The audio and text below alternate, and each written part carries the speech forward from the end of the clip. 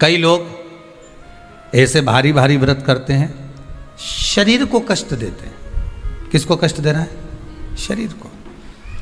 पर हमारा शिव महापुराण तो कहता है कि शरीर को कष्ट देकर आत्मा सुखी रह सकती है क्या? अरे बोलिए तो जम के नहीं।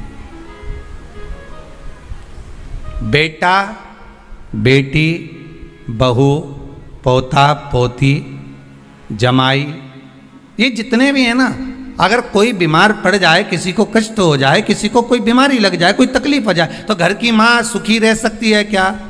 नहीं। माता को तो दुख हो जाएगा, मेरा बेटा, मेरी बहू, मेरी बेटी, मेरा जमाई, मेरा पोती पोता, मेरा नाती पंती, मेरा भांजा, ये माँ दुखी हो जाएगी। ये मन आत्मा, ये मन जो है ना, ये माँ ही है। शरीर अगर कष्ट में आ गया तो इस मन में कुछ होगा?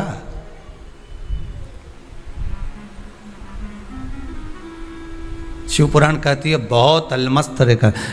यहां तक आपको पहले भी कथा में कहा, वल्लभ कुल की एकादशी करो, भले बकरी जैसे चरो, पर एकादशी करो। बार बार क्यों कहते हैं इस बात के लिए कि आप ज्यादा भूखे रहकर और बहुत शरीर को कष्ट देकर, मालूम पड़े शुगर और बीपी ऊंचा नीचा हो जाए और तुम हॉस्पिटल में पड़ी रहो, तो फिर उस व्रत का कोई मूल तत्व रहेगा क्या? नहीं।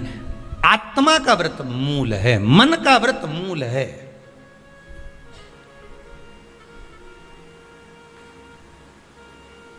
कोई तुमसे कहे ऐसा व्रत है जिस व्रत में तुम्हें सोने का हंडा मिलेगा, सोने का मटका मिलेगा, पर एक बात याद रखना, 5 दिन तक कुछ ना तो खाना है, ना पानी पीना है, ना कुछ, ध्यान रख, बस एक जगह पर पड़। अब ऐसा हंडा पाकर भी क्या करो कि सोने का हंडा तो घर में आए और तुम ऊपर जाओ। अब ऐसा हंडा पाकर भी क्या करोगे? अब मालूम पड़े सोने का हंडा तो आ गया घर के अंदर और तुम चल दिए ऊपर। अब क्या ऊपर से आओगे नीचे खर्च करने के लिए सोने का हंडा का माल? नहीं चाहिए। प्रथम सुख निरोगी काया, द्वितीय सुख घर में माया। ये दूसरे नंबर पर आती है माया। दूसरे नंबर पर आता है धन, संपदा, सत्ता, वैभव, ये दूसरे नंबर पर है। अब ईमानदारी से तो हंडे का करोगे क्या?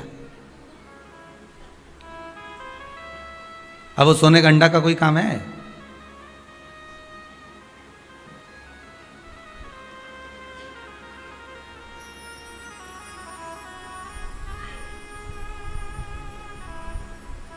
वो एक गीत है ना, वो पहले शादी में चलता था कि सारी की सारी तैयारी रह जाती, मानो उनका एहसान कि यमराज को ना कह दी।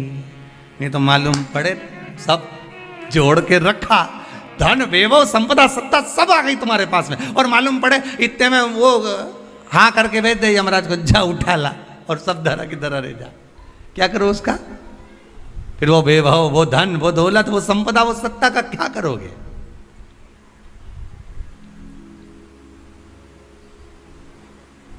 प्रथम सुख है निरोगी काया। आप अगर सुखी हो तो वो सबसे बड़ा हंडा है सोने का। स्वास्थ्य अच्छा है ना आपका?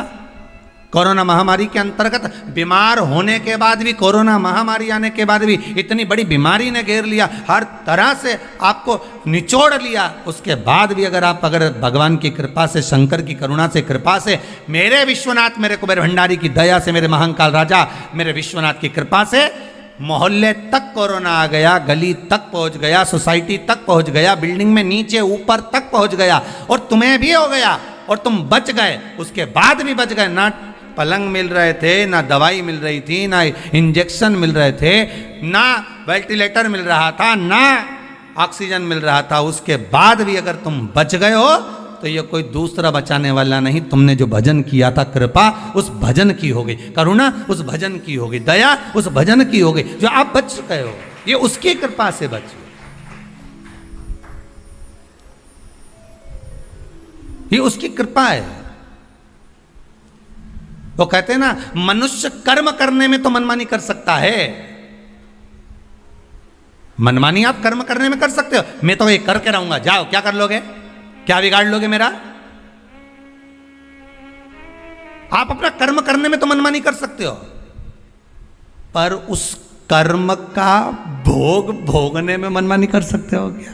नहीं, वो तो फिर जो लिख दिया है उसको तो भोगना पड़ेगा। जो कर्म का फल मिल रहा है उसको तो भोगना है, उसमें कोई मनमानी नहीं है भाई। आप यहाँ चॉइस ला सकते हो कि मेरे को ये खाना है, मेरे को ये पहनना है, मुझे ये करना है, पर ऊपर जाने के बाद कोई चॉइस चलेगी क्या? नहीं, मैं तो एसी का रूम में ही सोऊंगा, बेकुंठ में ही सोऊंगा, नहीं जाना मुझे नरक। मैं झगड़ा करके बता दे, जा लड़ ले।